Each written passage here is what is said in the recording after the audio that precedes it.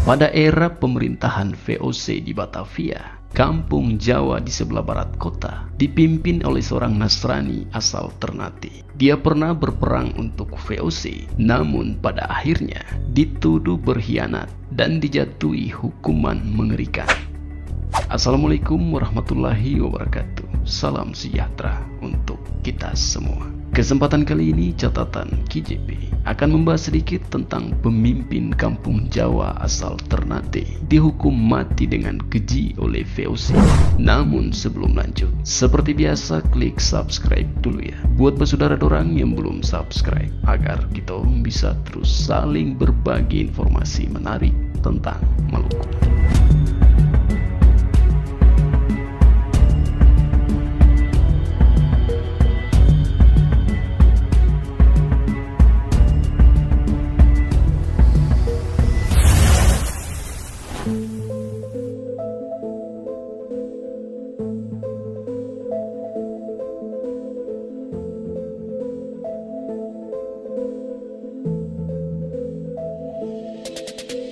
Sejak zaman kolonial Belanda, wilayah Batavia dibagi-bagi menjadi sub-area hunian etnis.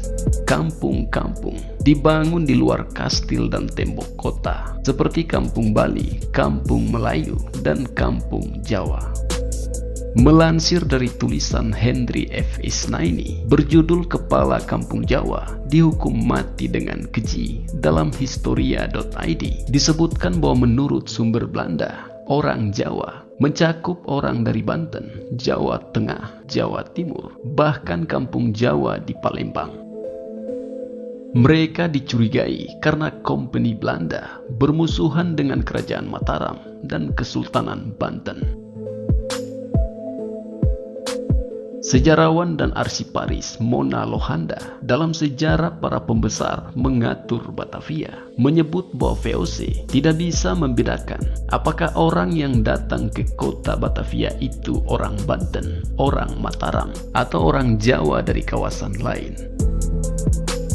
Di mata penguasa VOC itu, semuanya adalah orang Jawa yang mereka sebut Javanen, tulis Mona. Ensiklopedi Jakarta mendata kampung Jawa terletak di kawasan Mangga II, Jakarta Barat.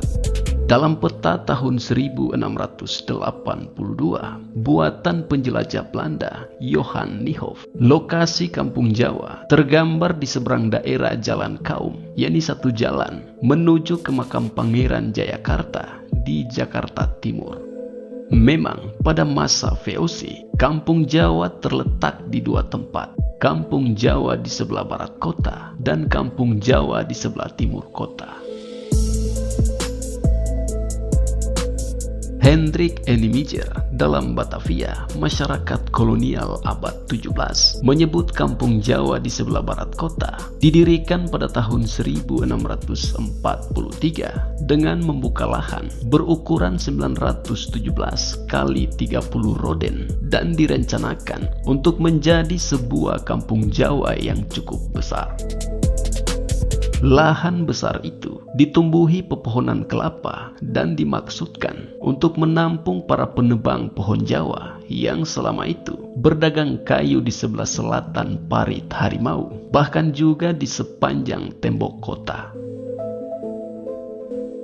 Kampung Jawa di sebelah barat kota dipimpin oleh seorang Nasrani asal Ternate bernama Jan Pekel atau Jan Klein.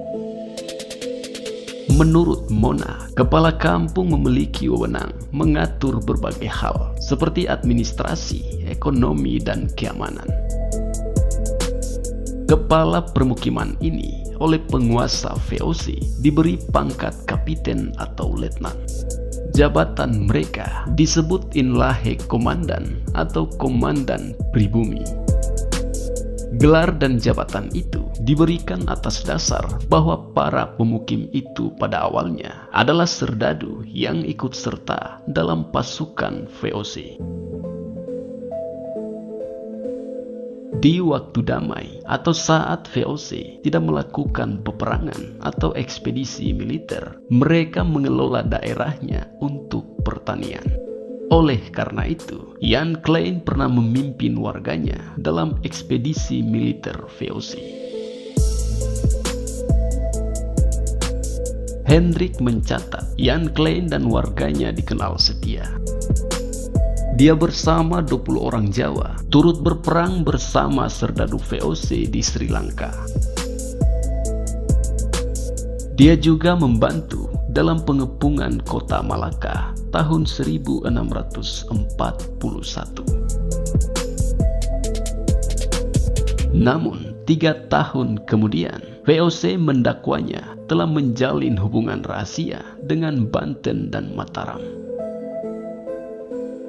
Dia ditengarai bekerja sama dengan Kiai Masgula, tokoh Mor di Batavia.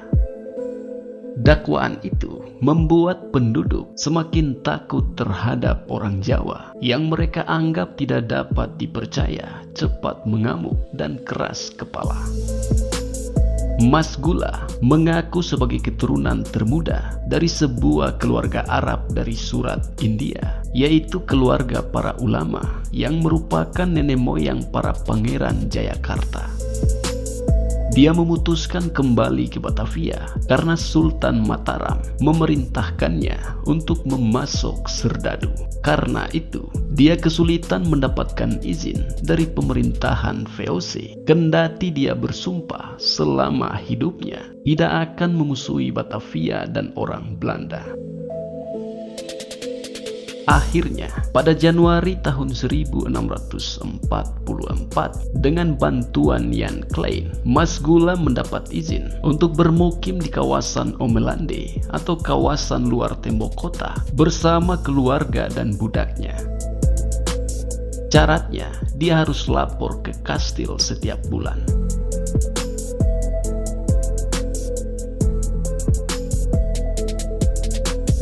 Pada bulan Agustus tahun 1644, Jan Klein dan Masgula didakwa melakukan makar. Menurut dakwaan, Jan Klein menanggalkan agama Nasrani yang dipeluknya sejak kecil di Batavia. Karena dia bersedia disunat, maka orang hilang kepercayaan terhadapnya. Menurut Hendrik, dalam dakwaan disebutkan Jan Klein dengan 500 orang Banten dan 1000 orang Cirebon bersenjata akan menyerang gubernur jenderal dan penduduk Batavia. Jan Klein disebut-sebut berniat akan membunuh gubernur jenderal Antonio van Diemen. Strategi yang digunakan, Jan Klein akan bertamu dengan dalih hendak memberikan hadiah. Sementara ia bertamu, pasukan Banten dan Cirebon akan memanjat tembok kota, kemudian menyerbu kota dan kastil. Dakwaan itu sangat berat. Dakwaan itu juga menyeret ingatan masyarakat Batavia terhadap serangan Mataram tahun 1628 dan 1629.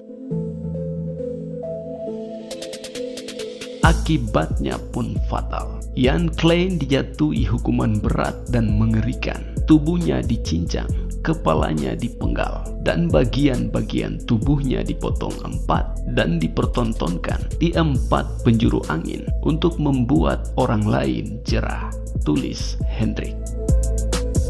Nasib yang sama dialami Masgula.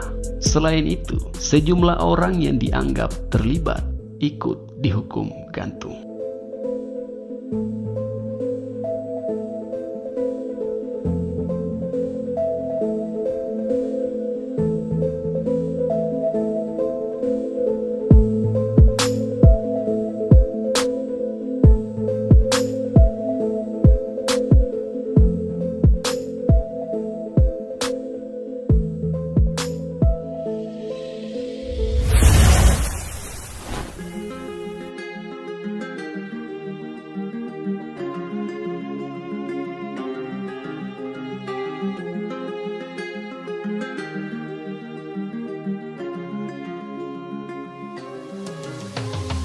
Itulah sedikit pembahasan atau informasi tentang pemimpin kampung Jawa asal Ternate dihukum mati dengan keji oleh VOC.